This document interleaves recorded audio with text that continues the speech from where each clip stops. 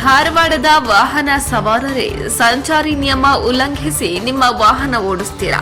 ಈ ಸುದ್ದಿಯನ್ನ ಗಮನಿಸಿ.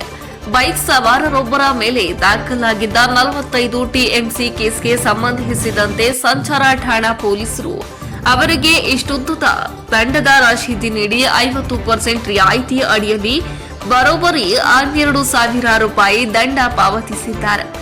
ಹೌದು, ಅಜಯ್ ಕಲಾಲ ಎಂಬುವವರ ಮೇಲೆ 45 ಟಿಎಂಸಿ ಕೇಸ್ಗಳು ದಾಖಲಾಗಿದ್ವು.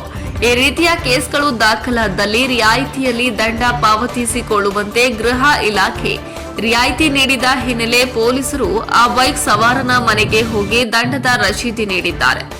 ಧಾರವಾಡದ ಅಜಯ್ ಕಲಾಲ್ ಎಂಬುವರ ಮನೆಗೆ ಹೋದ ಸಂಚಾರ ಠಾಣೆ ಪೊಲೀಸ್ ಸಿಬ್ಬಂದಿ ವಿಠಲ ಮಾಯಣ್ಣವರ ಹಾಗೂ ಮಂಜುನಾಥ್ ಹಟ್ಟಿಮನಿ ಅವರು ಬೈಕ್ ಸವಾರನಿಗೆ ದಂಡದ ರಶೀದಿ ನೀಡಿ ರಿಯಾಯಿತಿ ಪ್ರಕಾರ 12,250 ರೂಪಾಯಿ ದಂಡ ಪಾವತಿಸಿಕೊಂಡಿದ್ದಾರೆ.